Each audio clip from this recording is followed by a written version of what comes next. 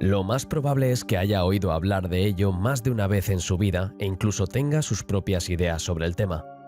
Pero para las agencias espaciales de todo el mundo, los futuristas y las empresas aeroespaciales privadas, la idea de colonizar la Luna no es una cuestión de sí, sino de cuándo y cómo. Para algunos, establecer una presencia humana permanente en la Luna es una cuestión de destino, mientras que para otros es una cuestión de supervivencia. En las últimas décadas se han desempolvado y actualizado muchos planes. ¿Qué haría falta para establecer una presencia humana permanente en la Luna? ¿Cuándo podría ocurrir? Y si estamos preparados para el reto. Retrocedamos en el tiempo para ver lo que se propuso hace unos años. En 1959, el ejército estadounidense puso en marcha un estudio conocido como Proyecto Horizonte, un plan para establecer una fortaleza en la Luna para 1967. El plan preveía un primer aterrizaje de 2 soldados astronautas en 1965, seguido por trabajadores de la construcción y carga entregada utilizando iteraciones del cohete Saturno 1 poco después. En 1961, el mismo año en el que el presidente Kennedy anunció el programa Apolo, las Fuerzas Aéreas de Estados Unidos publicaron un informe secreto basado en la evaluación anterior del Ejército de Estados Unidos sobre una base lunar militar. Conocido como Proyecto Lunex, el plan preveía un aterrizaje lunar con tripulación que acabaría conduciendo a una base subterránea de la Fuerza Aérea en la Luna para 1968. En 1962, la NASA publicó un estudio titulado Base Lunar. Su concepto preveía una base subterránea en el Mar de la Tranquilidad, el futuro lugar de aterrizaje de la misión Apolo 11. La base dependería de reactores nucleares para obtener energía y de un sistema de filtración de aire a base de algas. La base constaría de 30 módulos de hábitat divididos en 7 áreas de vida, 8 áreas de operaciones y 15 áreas de logística. La base general mediría 1.300 metros cuadrados y podría albergar a 21 miembros de la tripulación. Durante los años 60, la NASA elaboró múltiples estudios que abogaban por la creación de hábitats basados en la arquitectura de las misiones del programa Apolo, en particular el cohete Saturno V y sus derivados.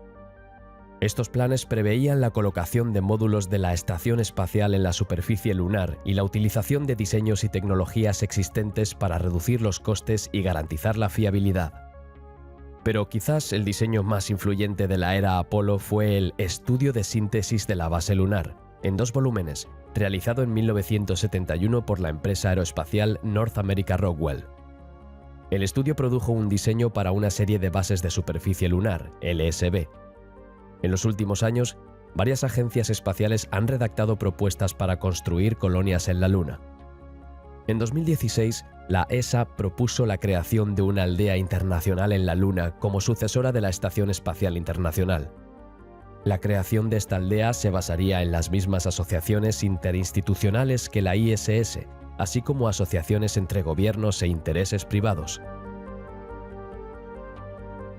Ni qué decir tiene que la creación de una colonia lunar supondría un enorme compromiso de tiempo, recursos y energía. Aunque el desarrollo de cohetes reutilizables y otras medidas reducen los costes de los lanzamientos individuales, el envío de cargas útiles a la Luna sigue siendo una empresa muy costosa, especialmente cuando se requieren varios lanzamientos pesados. También hay que tener en cuenta los numerosos riesgos naturales de vivir en un cuerpo como la Luna. Entre ellas se encuentran las temperaturas extremas, donde el lado soleado experimenta máximas de 117 grados Celsius, mientras que el lado oscuro experimenta mínimas de menos 43 grados Celsius. La mayor parte de la superficie lunar también está expuesta a impactos de meteoritos y micrometeoritos.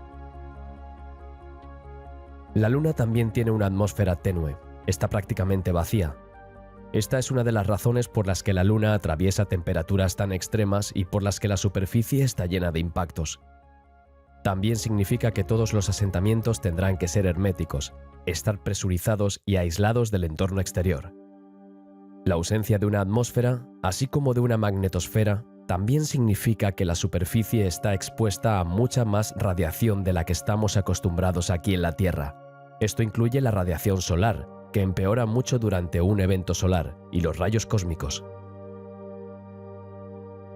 Desde el comienzo de la era espacial, ha habido muchas propuestas sobre cómo y dónde podría construirse una colonia lunar, en lugares de especial importancia, ya que cualquier asentamiento tendría que ofrecer cierto grado de protección contra los elementos. Como dice el refrán, las tres consideraciones más importantes en el sector inmobiliario son ubicación, ubicación y ubicación. Por esta razón, a lo largo de los años ha habido múltiples propuestas para construir hábitats lunares en lugares que proporcionen protección o contención natural. Actualmente, la más popular es la cuenca de Aitken en el Polo Sur, una región de impacto masivo alrededor de la región polar sur de la Luna que está fuertemente craterizada. Uno de los principales atractivos de esta región es que está permanentemente a la sombra, lo que significa que tiene temperaturas mucho más estables. Además, varias misiones han confirmado la presencia de hielo de agua en la región, que podría cosecharse para fabricar todo a partir de hidrógeno, desde el combustible hasta el oxígeno, pasando por el agua potable y de riego. Más allá de eso, cualquier intento de colonización de la Luna tendrá que aprovechar tecnologías como la impresión en 3D, los robots, etc. Las bases también deberán construirse y abastecerse, en la medida de lo posible, con recursos locales. La NASA y la ESA llevan muchos años explorando el concepto y ambas han elaborado sus propios métodos para convertir el regolito lunar y otros recursos en materiales utilizables. Por ejemplo, desde 2013, la ESA trabaja en el diseño de su Villa Lunar Internacional. El método que proponen para construir esta base consiste en colocar armazones inflables en la superficie que luego se cubrirían con una forma de hormigón hecha con regolito lunar, óxido de magnesio y una sal aglutinante. La NASA ha propuesto un método similar que utiliza trabajadores robóticos para imprimir bases utilizando regolito sintetizado. Se trata de fundir el regolito bombardeándolo con microondas y luego imprimirlo como cerámica fundida. Otras ideas consisten en construir hábitats en el suelo y tener un nivel superior que dé acceso a la superficie, dejando entrar la luz natural. Existe incluso una propuesta para construir colonias lunares dentro de tubos de lava estables. Otra propuesta es la base lunar solenoide, que proporcionaría su propia protección contra la radiación. Este concepto consiste en cúpulas transparentes rodeadas por un toroide de cables de alta tensión. Este toroide proporcionaría un escudo magnético activo contra la radiación y permitiría construir colonias en cualquier lugar de la superficie. La abundancia de hielo en torno a las regiones polares proporcionará a los colonos una fuente estable de agua potable, de riego e incluso podría procesarse para producir combustible y oxígeno respirable.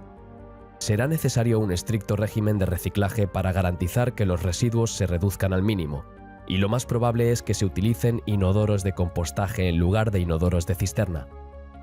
Estos baños de compost podrían combinarse con el regolito lunar para crear un suelo de cultivo, que luego podría ser regado con agua cosechada localmente.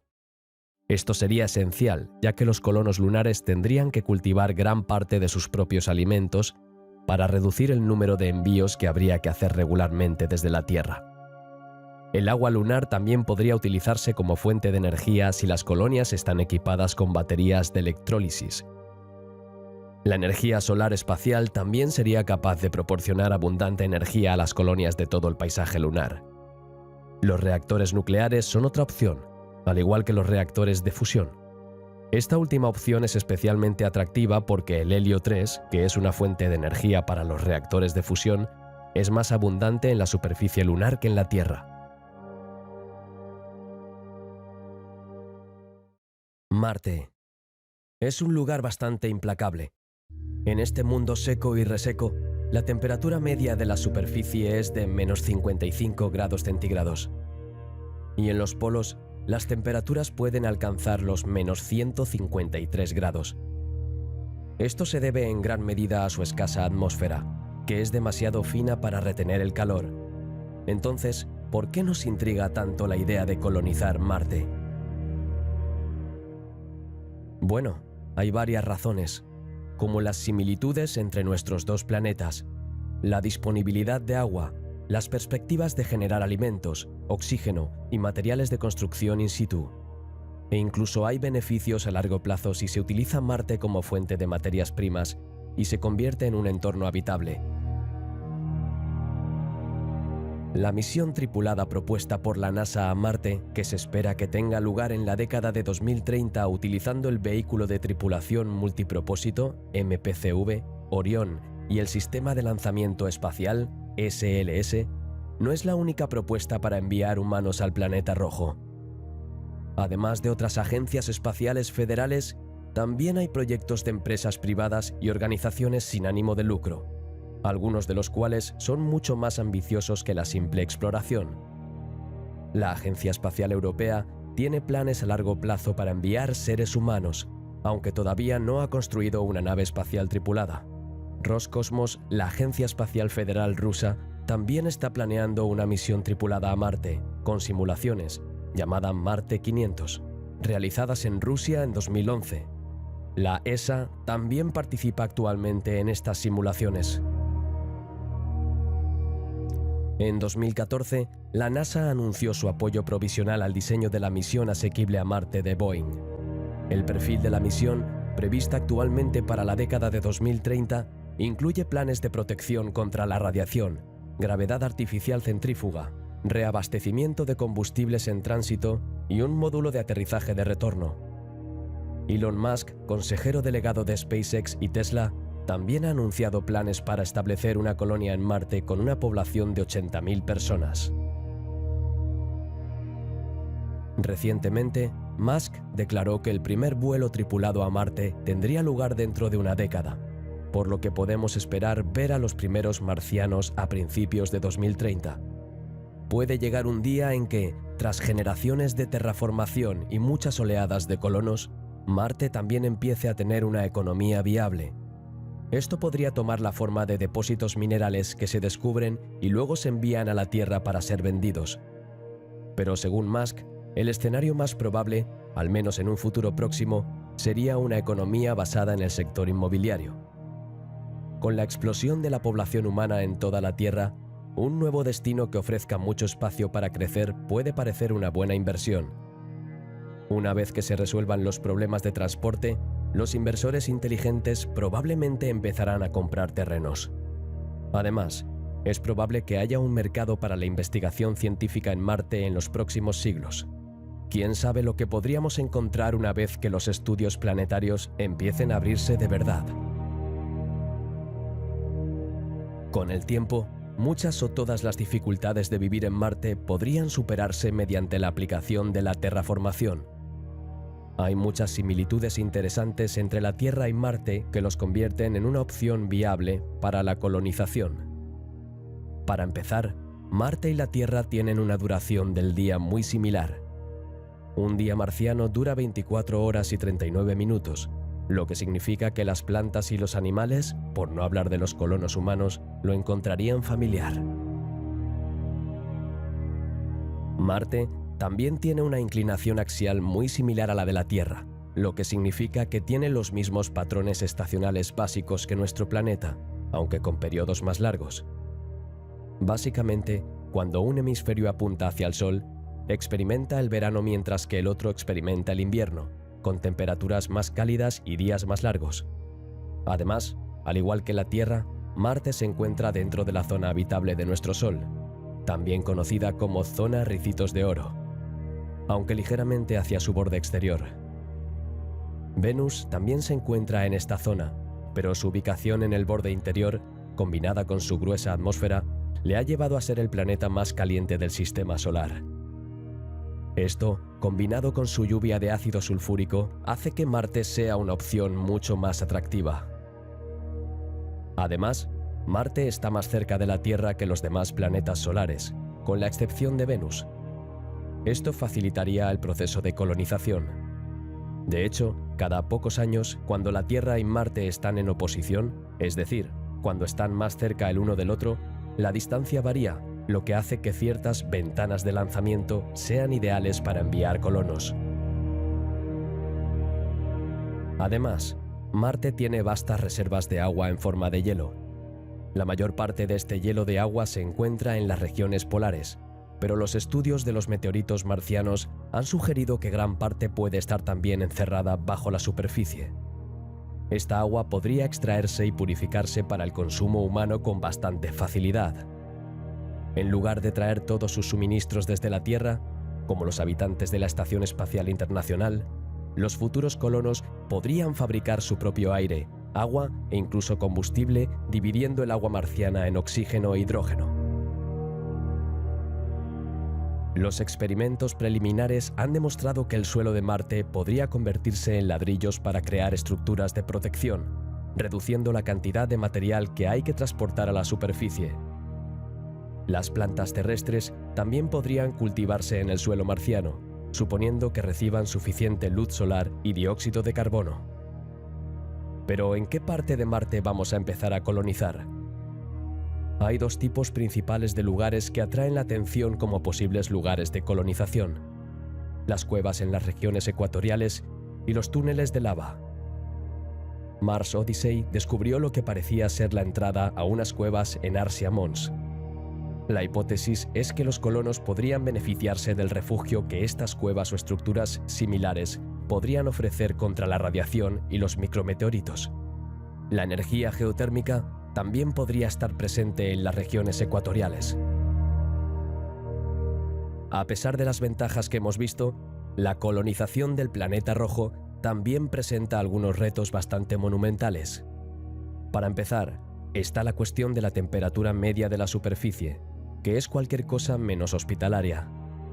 Mientras que las temperaturas en torno al Ecuador pueden alcanzar unos agradables 20 grados centígrados al mediodía, en el emplazamiento del Curiosity, el cráter Gale, que está cerca del Ecuador, las temperaturas nocturnas típicas son de hasta menos 70 grados.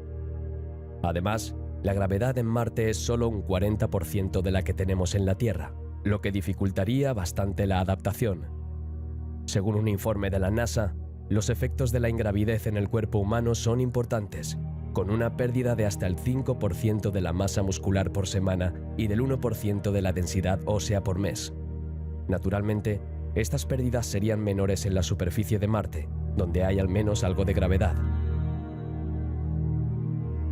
Pero los colonos permanentes tendrían que hacer esfuerzos adicionales para superar los problemas de degeneración muscular y osteoporosis a largo plazo. Y luego está la atmósfera, que es irrespirable. Alrededor del 95% de la atmósfera del planeta es dióxido de carbono, lo que significa que, además de producir aire respirable para sus hábitats, los colonos no podrían salir al exterior sin un traje a presión y oxígeno embotellado. Marte también carece de un campo magnético global comparable al campo geomagnético de la Tierra. Esto, combinado con una atmósfera delgada, significa que una cantidad significativa de radiación ionizante llega a la superficie marciana. Gracias a las mediciones realizadas por la nave espacial Mars Odyssey, los científicos han averiguado que los niveles de radiación en la órbita de Marte son 2,5 veces superiores a los de la Estación Espacial Internacional. Los niveles en la superficie serían más bajos, pero todavía más altos de lo que los humanos están acostumbrados. En resumen, los retos para crear un asentamiento permanente en Marte son muchos, pero no necesariamente insuperables. Y si decidimos, como individuos y como especie, que Marte se convierta en un segundo hogar para la humanidad, sin duda encontraremos formas creativas de abordarlas todas. ¿Quién sabe? Un día, quizás incluso en nuestra vida, puede haber marcianos de verdad.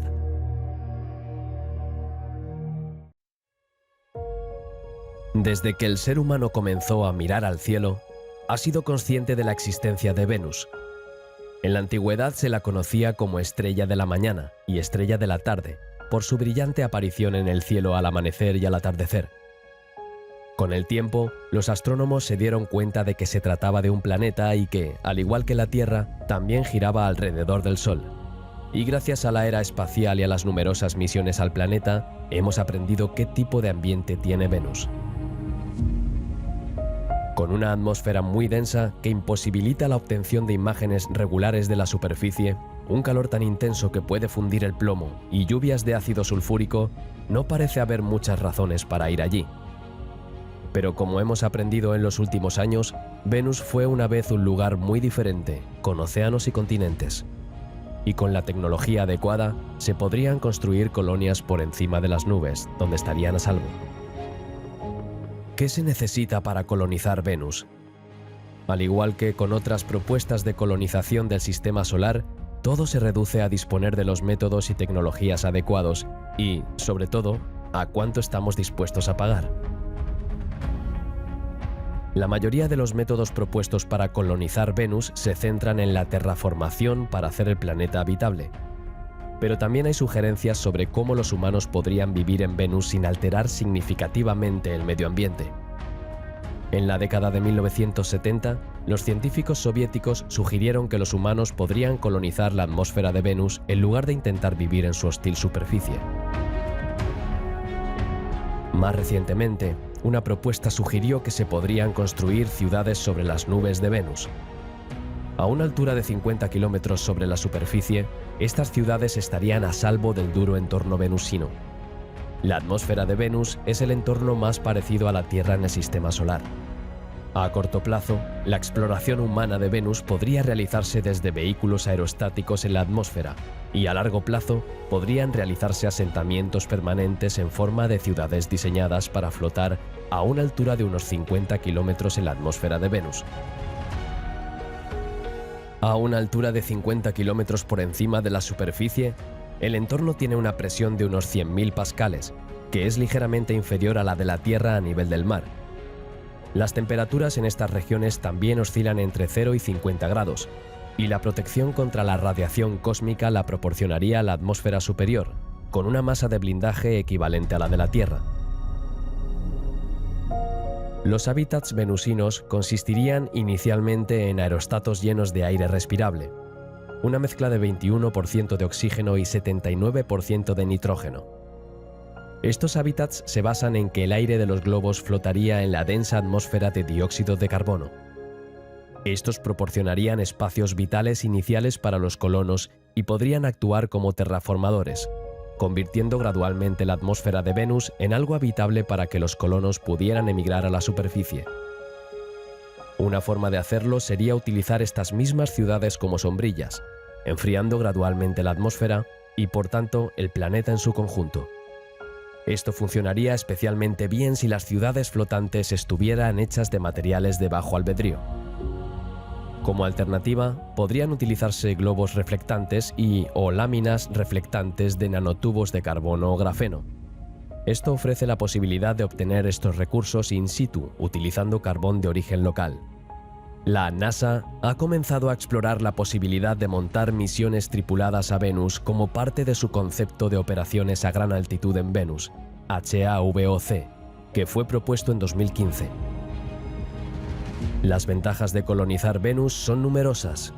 Para empezar, Venus es el planeta más cercano a la Tierra, lo que significa que se necesitaría menos tiempo y dinero para enviar misiones allí, en comparación con otros planetas del sistema solar.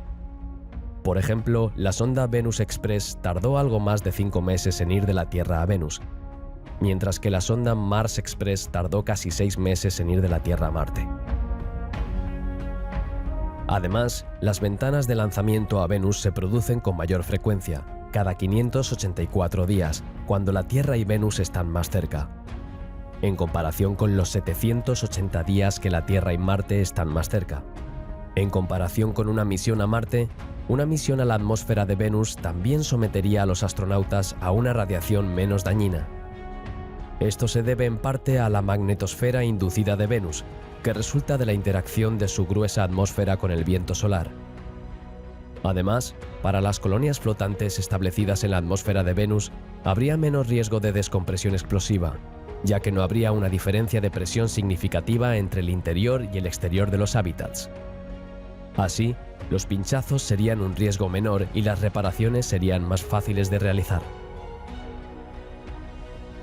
Además, los seres humanos no necesitarían trajes a presión para aventurarse en el exterior, como lo harían en Marte u otros planetas. Aunque seguirían necesitando tanques de oxígeno y protección contra la lluvia ácida cuando trabajen fuera de sus hábitats, los equipos de trabajo encontrarían un entorno mucho más hospitalario.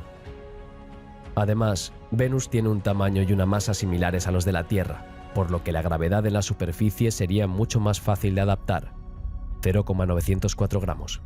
En comparación con la gravedad de la Luna, Mercurio o Marte, esto significaría probablemente que los efectos sobre la salud asociados a la ingravidez o a la microgravedad serían insignificantes. Además, una colonia allí tendría acceso a abundantes materiales para cultivar alimentos y fabricar materiales. Dado que la atmósfera de Venus está formada principalmente por dióxido de carbono, nitrógeno y dióxido de azufre, estos podrían secuestrarse para crear fertilizantes y otros compuestos químicos. El CO2 también podría separarse químicamente para crear gas oxígeno, y el carbono resultante podría utilizarse para fabricar grafeno, nanotubos de carbono y otros supermateriales. Además de utilizarse para posibles escudos solares, también podrían exportarse fuera del mundo como parte de la economía local. Por supuesto, la colonización de un planeta como Venus también conlleva sus dificultades. Por ejemplo, aunque las colonias flotantes estarían alejadas del calor y la presión extremos de la superficie, seguiría existiendo el peligro que supone la lluvia de ácido sulfúrico. Por lo tanto, además de la necesidad de un escudo protector en la colonia, los equipos de trabajo y las aeronaves también necesitarían protección. En segundo lugar, el agua es prácticamente inexistente en Venus y la composición de la atmósfera no permitiría su producción sintética. Por lo tanto, habría que transportar el agua a Venus hasta producirla allí, es decir, traer gas hidrógeno para crear agua de la atmósfera, y habría que instituir protocolos de reciclaje extremadamente estrictos. Y, por supuesto, está la cuestión del coste que supone. Incluso con ventanas de lanzamiento más frecuentes y un tiempo de tránsito más corto, de unos 5 meses, seguiría siendo necesaria una inversión muy fuerte para transportar todos los materiales necesarios, por no hablar de los trabajadores robóticos necesarios para ensamblarlos, para construir incluso un solo flotador. Sin embargo, si nos encontramos en condiciones de hacerlo, Venus podría muy bien convertirse en el hogar de las ciudades nube, donde el dióxido de carbono se procesa en supermateriales para su exportación. Y estas ciudades podrían servir de base para introducir poco a poco la gran lluvia en Venus, convirtiéndose finalmente en el tipo de mundo que podría hacer honor al nombre de planeta hermano de la Tierra.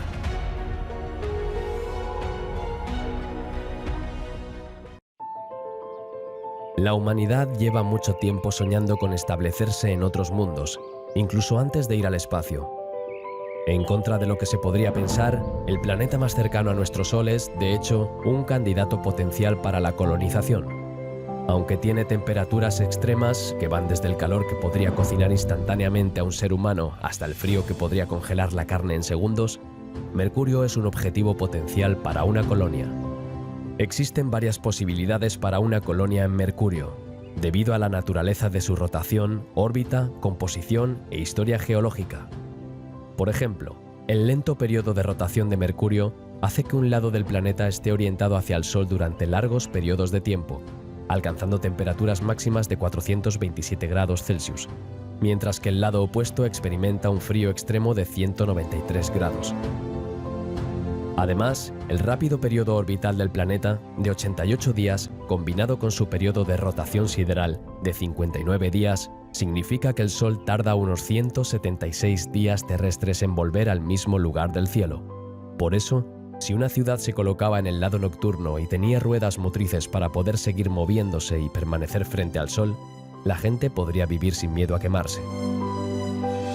Además, la bajísima inclinación axial de Mercurio hace que sus regiones polares estén permanentemente sombreadas y lo suficientemente frías como para contener hielo de agua. En la región norte, la sonda Messenger de la NASA observó en 2012 varios cráteres que confirmaron la existencia de hielo de agua y moléculas orgánicas. Los científicos creen que el polo sur de Mercurio también podría contener hielo y afirman que podrían existir entre 100.000 y 1 millón de toneladas de hielo de agua en ambos polos, de hasta 20 metros de espesor en algunos lugares. En estas regiones, se podría construir una colonia mediante un proceso llamado paraterraformación. Este concepto implica la colocación de un recinto presurizado que podría colocarse en la superficie utilizable de un planeta para crear una atmósfera autosuficiente. Con el tiempo, la ecología dentro de esta cúpula podría modificarse para satisfacer las necesidades humanas. En el caso de Mercurio, esto incluiría una atmósfera respirable, luego la fusión del hielo para crear vapor de agua y la irrigación natural. Con el tiempo, la región del interior de la cúpula se convertiría en un hábitat habitable, con su propio ciclo de agua y de carbono. Otra posibilidad es evaporar el agua y crear gas de oxígeno sometiéndola a la radiación solar, un proceso conocido como fotólisis. Otra posibilidad es construir bajo tierra. Durante años, la NASA ha jugado con la idea de construir colonias en tubos de lava subterráneos estables que se sabe que existen en la Luna. Y los datos geológicos obtenidos por la sonda Messenger durante sus sobrevuelos entre 2008 y 2012 han llevado a pensar que también pueden existir tubos de lava estables en Mercurio. Esto incluye la información obtenida durante el sobrevuelo de la sonda a Mercurio en 2009, que reveló que el planeta fue más activo geológicamente en el pasado de lo que se pensaba. Además, Messenger comenzó a detectar extrañas características similares a un queso suizo en la superficie en 2011. Estos agujeros, conocidos como huecos, podrían indicar que también existen tubos subterráneos en Mercurio. Las colonias construidas en el interior de tubos de lava estables estarían protegidas de forma natural de la radiación cósmica y solar, de las temperaturas extremas y podrían presurizarse para crear atmósferas respirables. Además, a esta profundidad Mercurio experimenta una variación de temperatura mucho menor y sería lo suficientemente cálido como para ser habitable. A simple vista, Mercurio se parece a la Luna. Por lo tanto, se basaría en muchas de las mismas estrategias para establecer una base lunar. También tiene abundantes minerales que podrían ayudar a la humanidad con los suministros. Al igual que la Tierra, es un planeta terrestre, lo que significa que está compuesto por rocas de silicato y metales diferenciados entre un núcleo de hierro y una corteza y un manto de silicato. Sin embargo, Mercurio está compuesto por un 70% de metales, mientras que la composición de la Tierra es del 40%. Además, Mercurio tiene un núcleo de hierro y níquel especialmente grande, que representa el 42% de su volumen. En comparación, el núcleo de la Tierra solo representa el 17% de su volumen. Si se pudiera realizar una explotación minera en Mercurio, se podrían producir suficientes minerales para proporcionar a la humanidad un suministro ilimitado a nuestra escala actual. Su proximidad al Sol también significa que Mercurio podría aprovechar una enorme cantidad de energía. Esta energía podría ser recogida por paneles solares en órbita, que podrían aprovechar la energía continuamente y enviarla a la superficie. Esta energía podría transmitirse a otros planetas del sistema solar mediante una serie de estaciones de transferencia situadas en los puntos de Lagrange. También está la cuestión de la gravedad de Mercurio, que es del 38% de la gravedad de la Tierra. Esta cifra es más del doble que la de la Luna, lo que significa que los colonos tendrían más facilidad para adaptarse a ella. Al mismo tiempo, la gravedad es lo suficientemente baja como para ofrecer ventajas para la exportación de minerales, ya que las naves que salgan de la superficie necesitarían menos energía para librarse de la atracción de Mercurio. Por último, la distancia Tierra-Mercurio es muy interesante.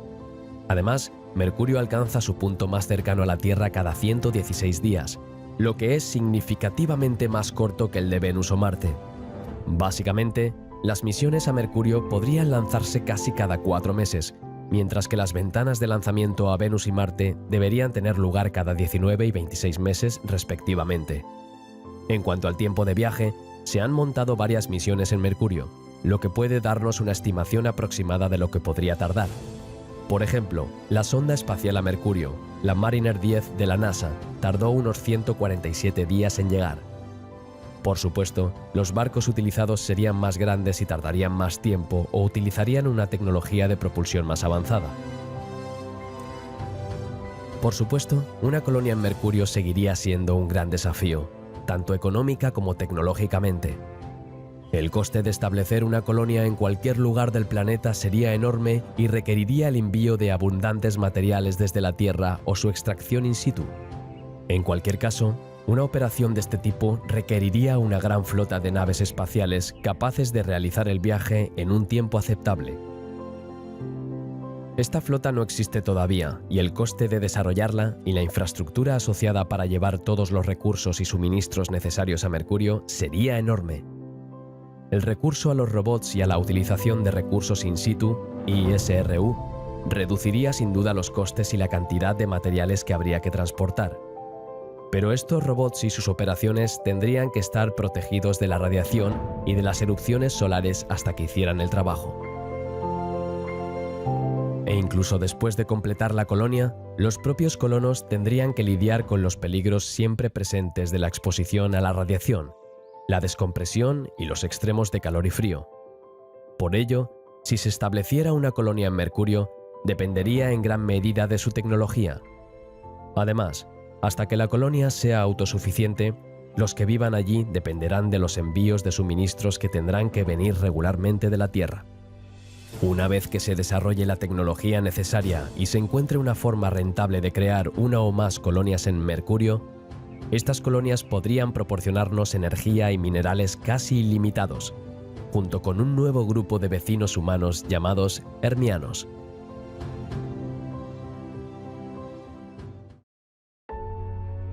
Entre las órbitas de Marte y Júpiter se encuentra el principal cinturón de asteroides del Sistema Solar. Se calcula que en esta región hay más de 150 millones de objetos. El mayor de ellos es el planeta enano Ceres, el único cuerpo del cinturón principal lo suficientemente grande, 940 kilómetros de diámetro, como para haber sufrido un equilibrio hidrostático, convertirse en esférico. Debido a su interesante ubicación y a las comodidades que posee este planeta enano, algunos han propuesto que establezcamos una colonia en Ceres. Esto podría servir como base para las empresas de minería de asteroides, así como un puesto avanzado de la civilización humana, que podría facilitar la expansión de la humanidad más allá del Sistema Solar. Pero, ¿podría existir realmente una colonia en la superficie helada de Ceres? ¿Y qué haría falta para crear y mantener dicha colonia? La colonización de Ceres utilizaría algunos de los métodos utilizados para establecer colonias en la Luna, Mercurio y los satélites de Júpiter y Saturno. Básicamente, se trata de establecer estructuras optimizadas para cuerpos poco o nada atmosféricos y sometidos a temperaturas extremas, es decir, infraestructuras presurizadas, herméticas y muy aisladas. Estas podrían establecerse en cráteres de impacto que luego podrían sellarse con un accesorio de cúpula. El regolito extraído del cinturón de asteroides podría utilizarse para imprimir en 3D una capa base junto al hielo y luego imprimir las estructuras. El hielo y las moléculas orgánicas podrían cosecharse localmente para proporcionar agua y nutrientes que, combinados con el regolito, proporcionarían el suelo necesario para cultivar alimentos. Otra posibilidad es establecer una colonia en la corteza helada del planeta. Esto sería muy beneficioso si los ingenieros intentaran acelerar la rotación de Ceres, aunque esto es un gran desafío en sí mismo. Con el eje vertical de las colonias apuntando hacia el centro de Ceres, esta rotación generaría una fuerza centrífuga que proporcionaría gravedad artificial. Con la disponibilidad local de hielo o de agua, minerales, sílice y otras materias primas, podría alcanzarse cierto grado de autosuficiencia con el tiempo. El hecho de que Ceres sea el cuerpo más grande del cinturón de asteroides lo convierte en una buena ubicación para una posible colonia. Podría servir como base principal y centro de transporte para la minería de asteroides, permitiendo que los recursos extraídos del cinturón sean transportados a Marte o a la Tierra. También podría ser un punto de parada y reabastecimiento para las misiones al Sistema Solar exterior. Debido a su baja gravedad, Ceres también tiene una velocidad de escape muy baja, de 0,51 km por segundo. Esto significa que se necesitaría mucho menos empuje y energía para lanzar una nave espacial desde su superficie que con otros cuerpos del Sistema Solar. El transporte hacia y desde Ceres con otros planetas sería, por tanto, mucho más barato y eficiente energéticamente. La rica base de recursos de Ceres también la convierte en una propiedad atractiva. La disponibilidad de hielo de agua, por ejemplo, significa que una colonia podría ser en gran medida autosuficiente, con colonos capaces de proporcionar su propio oxígeno, así como el agua potable y el riego. La presencia de metano y amoníaco también podría utilizarse para fabricar combustible, gas nitrógeno o exportarse para ayudar a terraformar planetas como Marte y Venus. La presencia de estos recursos también significa que se podría construir una colonia utilizando los recursos que se cosechan allí. Los recursos de Ceres y del cinturón circundante también significarían que la colonia no necesitaría importar recursos de la Tierra o de otros lugares fuera del cinturón. Aunque es el cuerpo más grande del cinturón principal de asteroides, Ceres es considerablemente más pequeño y menos masivo que la mayoría de los objetos del sistema solar. Con un diámetro de 940 kilómetros, Ceres tiene aproximadamente la mitad del tamaño de la Luna. Pero como Ceres está compuesto en gran parte por hielo de agua y material menos denso, solo tiene el 1% de la masa de la Luna. El resultado es una gravedad superficial muy baja, de aproximadamente el 3% de la de la Tierra. Esto significaría que las personas que viven en la superficie de Ceres estarían en un estado casi ingrávido todo el tiempo. Como resultado, experimentarían efectos fisiológicos muy similares a los que experimentan los astronautas durante las estancias de larga duración en la ISS. Entre ellos se encuentran la pérdida de masa muscular, la pérdida de densidad ósea, el deterioro de la visión, la reducción del funcionamiento de los órganos, los problemas cardiovasculares e incluso los efectos psicológicos. Por ello, se necesitarían tratamientos médicos o alguna forma de gravedad artificial, centrifugadoras o aumento de la rotación, por ejemplo, para que los colonos no tengan que limitar su tiempo en Ceres. Y, por supuesto, está el considerable gasto que supone la colonización del cuerpo. Si bien los recursos necesarios podrían ser cosechados localmente, se necesitarían naves capaces de realizar misiones de larga duración en el espacio profundo antes de poder considerarlas. Probablemente se trate de conceptos de propulsión nuclear térmica o nuclear eléctrica, o quizás algo más avanzado. También es probable que cualquier intento de establecer una base permanente en el cinturón principal de asteroides tenga que esperar a que se construya primero la infraestructura en la Luna, Marte y todos los lugares intermedios. Cualquier intento de colonizar el cinturón principal de asteroides sería, por otra parte, prohibitivamente caro y probablemente se colapsaría antes de que las futuras misiones pudieran alcanzarlo y reabastecerlo. Pero a medida que pasa el tiempo y se establecen colonias más cerca de la Tierra, una colonia en Ceres sería el siguiente paso lógico. Esto no solo abriría el cinturón principal de asteroides a la explotación económica, sino que también serviría de trampolín hacia el sistema solar exterior, lo que podría llevar al establecimiento de colonias en las lunas de Júpiter y más allá.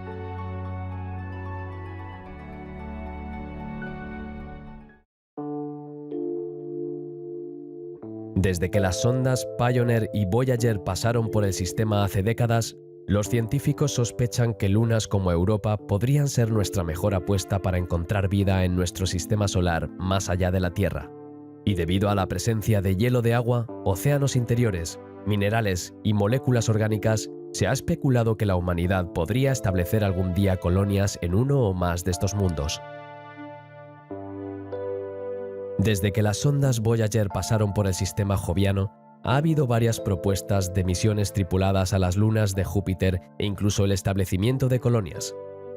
Por ejemplo, en 1994 se creó la empresa privada de vuelos espaciales conocida como Proyecto Artemis, con el objetivo de colonizar la Luna en el siglo XXI. Pero en 1997 también elaboraron planes para colonizar Europa, que incluían el establecimiento de iglús en la superficie. Estas servían de base para los científicos que luego excavarían en la corteza de hielo de la Luna para explorar el océano subterráneo. En este plan también se discutió el posible uso de bolsas de aire en la capa de hielo para la habitabilidad humana a largo plazo. En 2003, la NASA elaboró un estudio llamado HOPE que analizaba la futura exploración del sistema solar. Debido a su distancia de Júpiter y por tanto a la baja exposición a la radiación, el destino de este estudio fue la luna Calisto. El plan era comenzar a operar en 2045. Esto comenzaría con la creación de una base en Calisto, donde los equipos científicos podrían operar a distancia un submarino robótico que se utilizaría para explorar el océano interior de Europa. Estos equipos científicos también excavarían muestras de superficie cerca de su lugar de aterrizaje en Calisto. Por último, la expedición a Calisto establecería un hábitat de superficie reutilizable en el que se podría recoger el hielo del agua y convertirlo en combustible para cohetes. Esta base podría servir como base de reabastecimiento para todas las futuras misiones operativas en el sistema joviano. También en 2003, la NASA informó de que una misión tripulada a Calisto podría ser posible en la década de 2040. Esta misión contaría con una nave equipada con propulsión nuclear eléctrica y la gravedad artificial, que llevaría una tripulación para una misión de 5 años a Calisto para establecer una base. Explotar la atmósfera de los planetas exteriores, incluido Júpiter, para obtener combustible de helio 3. Para ello se necesitaría una base en una o varias lunas de Galilea.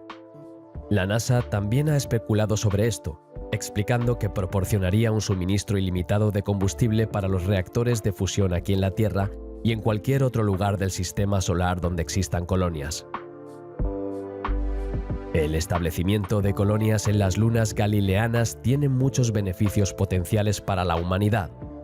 Por un lado, el sistema joviano es increíblemente rico en compuestos volátiles, que incluyen agua, dióxido de carbono y hielo de amoníaco, así como en moléculas orgánicas. Además, se cree que las lunas de Júpiter también contienen grandes cantidades de agua líquida. Las colonias en las lunas de Júpiter podrían permitir las misiones al propio Júpiter, donde se podría cosechar hidrógeno y helio 3 como combustible nuclear. Las colonias en Europa y Ganímedes también permitirían montar múltiples misiones de exploración en los océanos interiores que tendrían estas lunas. Dado que estos océanos también se consideran algunos de los lugares más probables para la vida extraterrestre en nuestro sistema solar, la oportunidad de examinarlos de cerca sería una bendición para la investigación científica.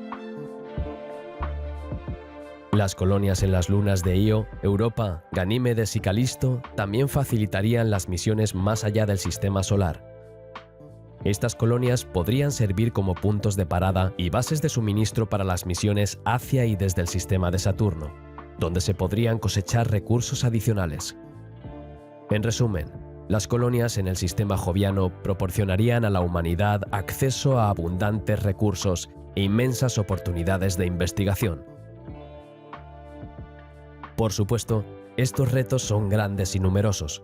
Entre ellos se encuentran, por ejemplo, la radiación, los efectos a largo plazo de la baja gravedad, los problemas de transporte, la falta de infraestructuras y, por supuesto, el coste total que supone. Dado el peligro de las radiaciones para la exploración, este aspecto debería abordarse en primer lugar. Io y Europa, al ser las Galileas más cercanas a Júpiter, son las que más radiación reciben de todas estas lunas. A esto se suma el hecho de que ninguno de los dos tiene un campo magnético protector y atmósferas muy delgadas. Así, la superficie de Io recibe una media de 3.600 REMS al día, mientras que Europa recibe unos 540 REMS al día. Ganímedes es la única luna galilea y el único cuerpo gigante no gaseoso aparte de la Tierra, que tiene una magnetosfera. Sin embargo, sigue siendo controlado por el poderoso campo magnético de Júpiter. De media, la Luna recibe unos 8 rads de radiación al día, lo que equivale a lo que la superficie de Marte está expuesta en un año medio. Solo Calisto está lo suficientemente lejos de Júpiter como para no estar dominado por su entorno magnético. Aquí, los niveles de radiación solo alcanzan unos 0,01 REMS por día, apenas una fracción de lo que estamos expuestos aquí en la Tierra. Sin embargo, su distancia a Júpiter significa que también tiene su cuota de problemas, entre ellos la falta de calentamiento por mareas en su interior. Otro problema importante son los efectos a largo plazo que la menor gravedad de estas lunas tendría sobre la salud humana. En las lunas galileanas, la gravedad superficial varía entre 0,126 gramos para Calisto y 0,183 gramos para Io. Esta cifra es comparable a la de la Luna, 0,16 gramos, pero significativamente menor que la de Marte, 0,37 gramos. Y aunque los efectos de la baja gravedad no se conocen bien, se sabe que el efecto a largo plazo de la microgravedad incluye la pérdida de densidad ósea y la degeneración muscular. En comparación con otros posibles lugares de colonización, el sistema joviano también está muy alejado de la Tierra. Por ello, el transporte de las tripulaciones y de todo el equipo pesado necesario para construir una colonia llevaría mucho tiempo. Para que te hagas una idea de cuánto tiempo llevaría, veamos algunas misiones reales a Júpiter. La primera nave espacial que viajó de la Tierra a Júpiter fue la Pioneer 10 de la NASA, que fue lanzada el 3 de marzo de 1972 y llegó al sistema de Júpiter el 3 de diciembre de 1973, con un tiempo de vuelo de 640 días. La Pioneer 11 realizó el viaje en 606 días, pero al igual que su predecesora, solo estaba de paso por el sistema en su camino hacia los planetas exteriores. Del mismo modo, las sondas Voyager 1 y 2, que también pasaban por el sistema, tardaron 546 y 688 días respectivamente. Juno se lanzó desde la Tierra el 5 de agosto de 2011 y alcanzó su órbita alrededor de Júpiter el 5 de julio de 2016, es decir, 1796 días o algo menos de 5 años. Además, hay que tener en cuenta que se trata de misiones no tripuladas, en las que solo interviene una sonda robótica y no una nave lo suficientemente grande como para albergar grandes tripulaciones, suministros y equipos pesados. En consecuencia, las naves coloniales tendrían que ser mucho más grandes y pesadas, y requerirían sistemas de propulsión avanzados, como motores nucleares, térmicos nucleares eléctricos, para garantizar que hicieran el viaje en un tiempo razonable. Las misiones hacia y desde las lunas jovianas también requerirían bases entre la Tierra y Júpiter para permitir el reabastecimiento y la reposición, y para reducir los costes de las misiones individuales. Esto significaría que habría que establecer puestos avanzados permanentes en la Luna, Marte y, muy probablemente, en el cinturón de asteroides, antes de que cualquier misión a las lunas de Júpiter se considere factible o rentable. Estos dos últimos retos plantean la cuestión del coste. Entre la construcción de naves capaces de hacer el viaje a Júpiter en un tiempo suficiente, el establecimiento de las bases necesarias para apoyarlas y el coste de establecer las propias colonias, colonizar las lunas jovianas sería increíblemente caro. Si a esto le sumamos los riesgos que conlleva, hay que preguntarse si merece la pena. Por otra parte, en el contexto de la exploración y colonización del espacio, la idea de establecer puestos de avanzada humanos permanentes en las lunas de Júpiter tiene sentido. Se puede hacer frente a cualquier reto, siempre que se tomen las precauciones adecuadas y se destinen los recursos adecuados. Y aunque tendremos que esperar a que se establezcan colonias similares en la Luna y Marte, no es una mala idea en lo que respecta a los próximos pasos. Con colonias en una de las lunas galileanas, la humanidad tendrá un punto de apoyo en el sistema solar exterior, una escala para futuras misiones a Saturno y más allá, y acceso a abundantes recursos.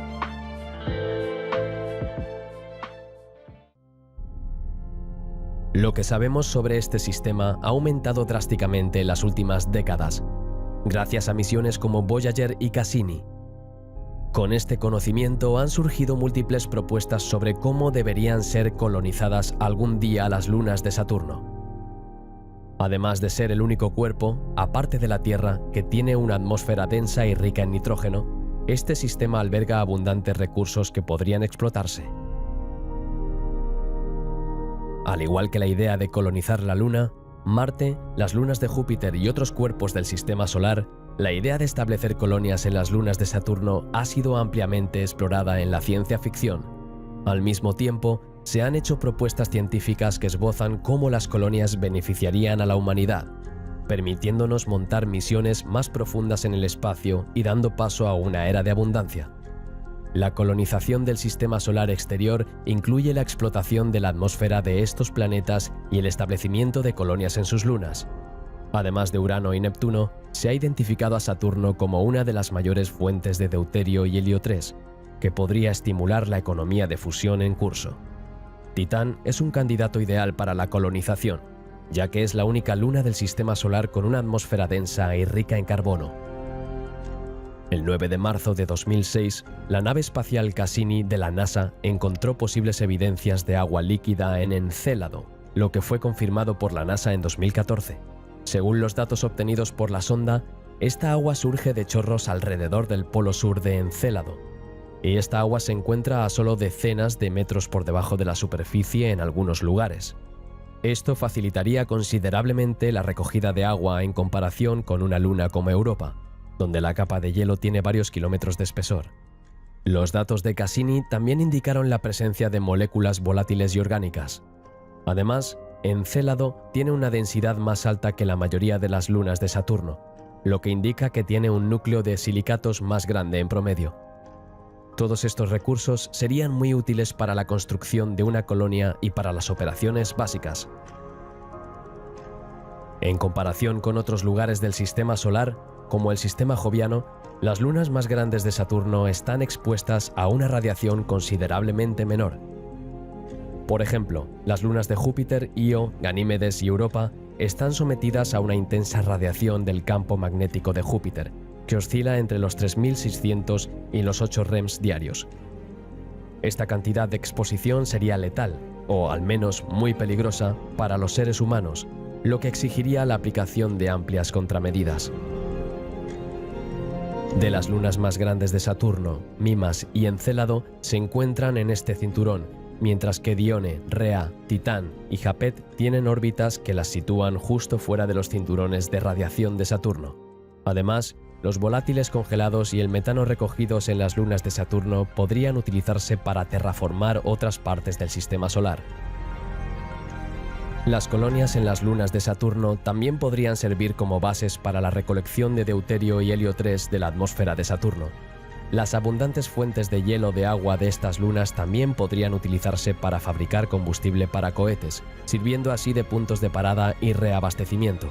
De este modo, una colonización del sistema de Saturno podría alimentar la economía de la Tierra y facilitar la exploración más allá del sistema solar exterior.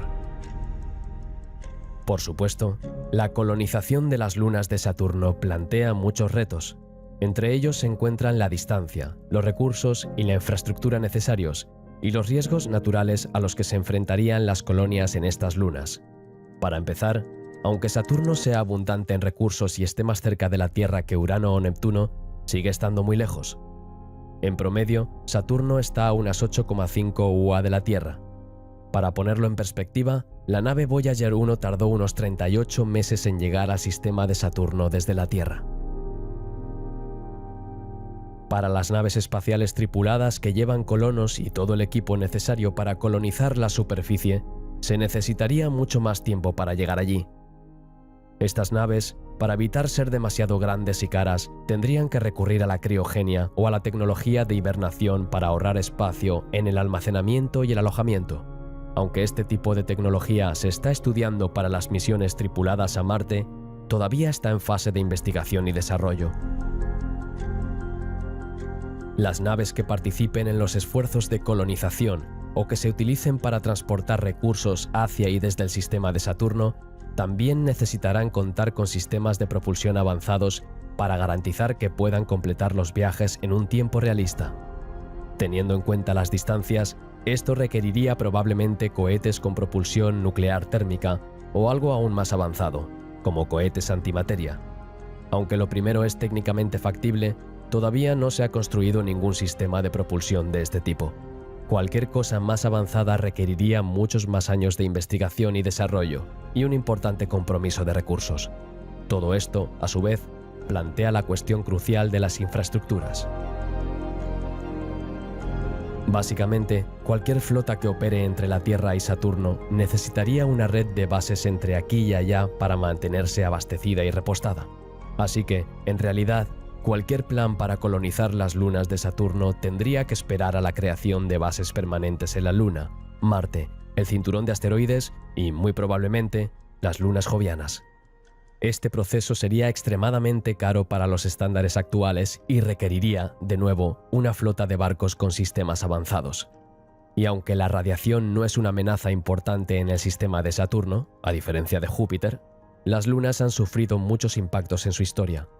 Por ello, cualquier colonia construida en la superficie necesitaría probablemente una protección adicional en órbita, como una cadena de satélites defensivos que pudieran redirigir los cometas y asteroides antes de que llegaran al suelo. Dados sus abundantes recursos y las oportunidades que presentaría para explorar más allá del sistema solar, y quizás más allá, la perspectiva de colonizar las lunas de Saturno es mucho más atractiva que otros lugares más peligrosos, como las lunas de Júpiter. Sin embargo, tal esfuerzo requeriría un compromiso masivo de varias generaciones y muy probablemente tendría que esperar a la construcción de colonias o bases en lugares más cercanos a la Tierra primero, como en la Luna, Marte, el cinturón de asteroides y alrededor de Júpiter.